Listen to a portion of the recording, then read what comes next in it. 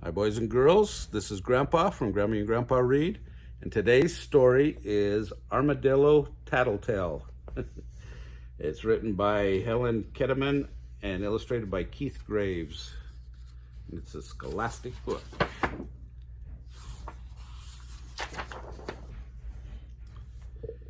In the bare bones beginning, Armadillo's ears were as tall as jackrabbits and as wide as a steer's horns. With such wonderful ears, Armadillo could hear anything and everything, and he loved nothing better than eavesdropping on other animals and telling tales about what he heard. Doesn't that look funny? Those big ears. But as good as his ears were for hearing, they dragged in the dirt and stuck in the muck after a rain and always made him trip. Thus, Armadillo was the slowest of creatures. And since the other animals disliked him for telling tales, they beat him to the watering hole every day and forced Armadillo to scrounge through the mud for a puddle of murky water to drink. It tasted awful and practically made him sick, so he drank as little as possible and was always thirsty. Oh, poor Armadillo. One day, as Armadillo stumbled around searching for a puddle, he overheard Egret whisper to Turtle, "Blue Jay's feathers are looking a bit scraggly. I wonder if the poor bird is sick. I'll call on him tomorrow to see if I can be of help." But Armadillo went to the Blue Jay first, twitching his little blue tail as he spoke. "I heard Egret talking about you," he said in a sing-song voice. "She thinks you're scraggly looking." Blue Jay squalled and bawled, and he squawked and he gawked, and he otherwise threw one humongous hissy fit. When Egret heard of what happened, she went straight away to Armadillo. "What you told Blue Jay was not true. Anyway, my words were not for your ears," she scolded, and she picked his ears good and proper and gave him the what for and the how come and the why not. Armadillo cried great big armadillo tears, and he promised never to tell tales again. But the next day, while searching the mud for a sip of water, Armadillo heard muskrat and butterfly talking, and he hid in the bushes to listen. "Rattlesnake's rattles used to be terribly out of tune, but now they sound wonderful. She must be taking music lessons," said Muskrat. Armadillo tripped over to where Rattlesnake lay, warming herself in the sun. He shifted his weight from foot to foot in an awkward armadillo dance. Rattlesnake opened an eye, and Armadillo grinned. "I heard Muskrat talking about you," he said. "Your rattles sound terrible and out of tune." Rattlesnake rattled, and she prated, and she fussed, and she cussed, and she otherwise threw one humongous hissy fit. When Muskrat heard what had happened, he scurried to Armadillo. "You twisted my words into something I did not say," he shrieked. "Besides, my words were not for your ears," and he wick-whacked his tail at Armadillo and gave him the what for and the how come and the why not.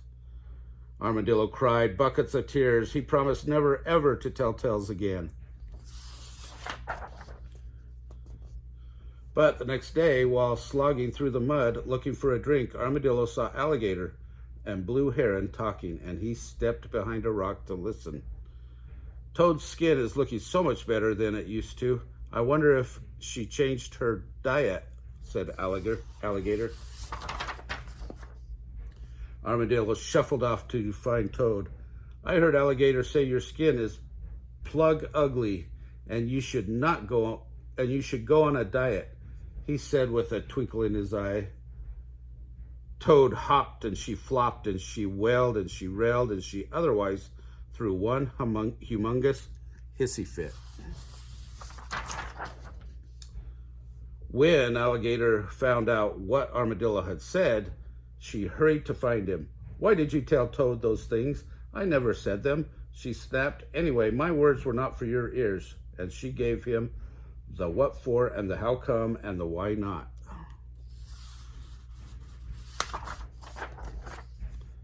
And now, she said, I'll fix your ears so you won't be snooping and telling tales again.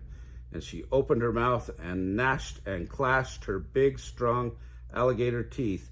And then she nipped and snipped and clipped at Armadillo's ears until there were nothing left but tiny, teeny, itsy-weeny little ears.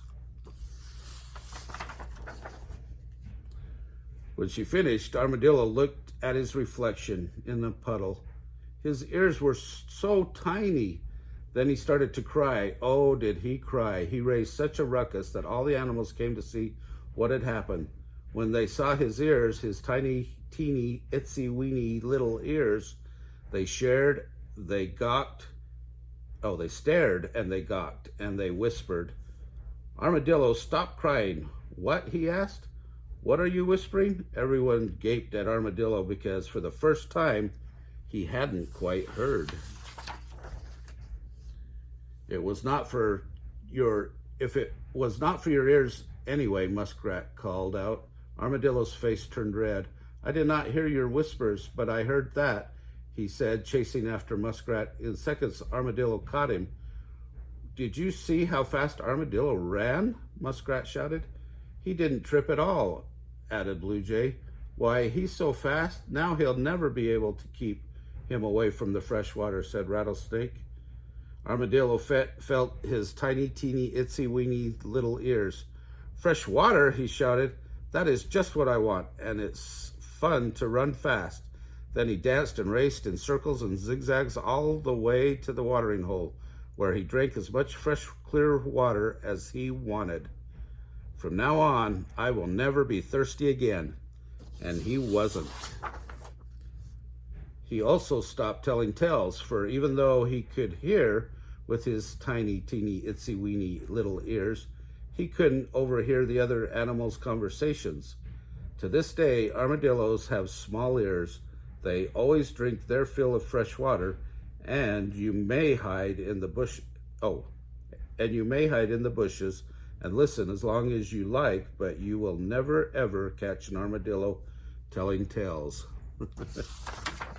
Oh, what a fun little story. Well, I hope you liked this one. Give us a thumbs up if you like our videos and subscribe to our channel. Thanks.